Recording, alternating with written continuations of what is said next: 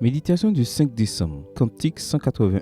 Il y a un seul corps et un seul esprit, comme aussi vous avez été appelés à une seule espérance, celle de votre vocation. Éphésiens 4, verset 4. Il y a des moments où un cantique unit une église de telle manière que tu te sens vraiment comme un seul corps dans l'esprit. Je me souviens de la cérémonie où j'ai reçu mon diplôme en théologie. À la fin de la cérémonie, une espérance de Wayne Hooper a été chantée et j'ai été très ému car tout ce que j'avais étudié et appris visait à transmettre ce concept. Je me souviens du même cantique chanté dans de nombreuses langues lors d'un congrès à San Antonio au Texas. Des milliers de voix se sont unies pour proclamer ce qui les unissait vraiment, l'espérance en la venue du Christ. C'était quelques minutes d'anticipation, de visualisation de ce que nous allons vivre prochainement. J'ai ressenti cela lors de ma dernière remise de diplôme à l'Université adventiste d'El Plata, lorsque les étudiants et les professeurs l'ont chanté avec assurance. Plus de 30 ans s'étaient écoulés depuis cette première fois et je l'ai trouvé à nouveau inspirant. Certains disent que c'est le cantique qui définit le mieux l'adventisme.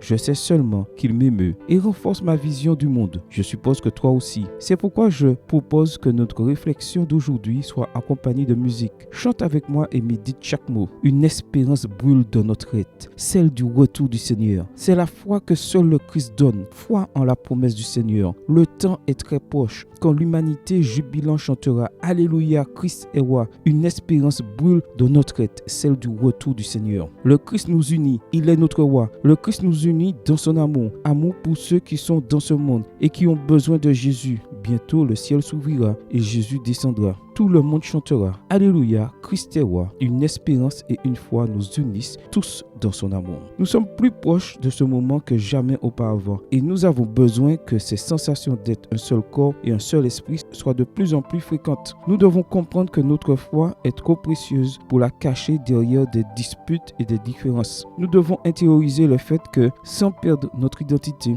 nous sommes un en Christ, un en toute confiance, un en affection, un dans la fidélité, parce que le Christ nous donne la foi, nous donne l'amour et nous rappelle qu'il tient toujours ses promesses. Maintenant que nous avons découvert ce qui nous unit, allons-nous faire autre chose que chanter? Amen. Bonne journée à toi et que le Seigneur te bénisse.